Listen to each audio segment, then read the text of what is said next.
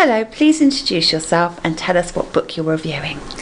Hi, I'm Eleanor, I'm 13 and I reviewed Knights of the Borrowed Dark by Dave Rudden. Thank you, Eleanor. Please tell us what you thought of the book. Thank you. This was exactly the kind of book with a cover and blurb to match that I would not bother to pick up.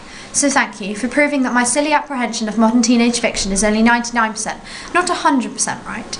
This book represents the 1% of teenage fiction that is not overwhelmingly preoccupied with death and inappropriate love affairs, which phrase generally sums up my aberration of the genre. The book's central character, Denizen Hardwick, is satisfyingly imperfect, allowing the difficult relation of fantasy character to audience to flourish.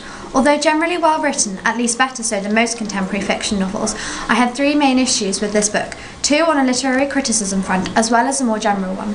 I will start with the general point. I say general in the sense of recurring, the problem of originality. The book is based on an old fantasy theme dressed up for the modern day, light versus dark. This was pioneered by Susan Cooper in Oversea and a Stone and The Dark is Rising, two masterpieces of fantasy.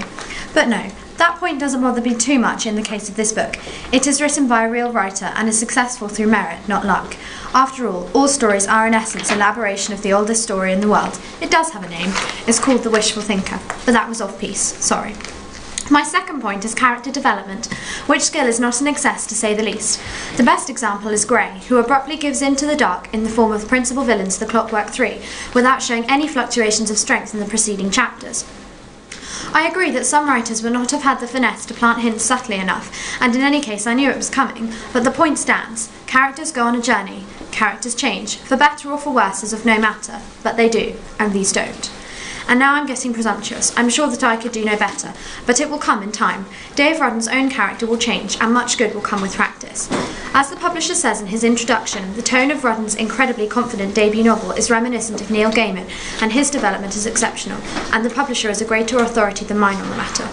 My third and final comment, you'll be grateful to know, is both an up and a down. Similes.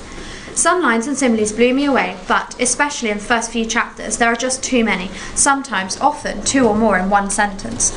Other than these minor points, which are probably examples of my harsh classification between literature and trash, the book glows with flair and humour, clever and different, no hint of stating the obvious.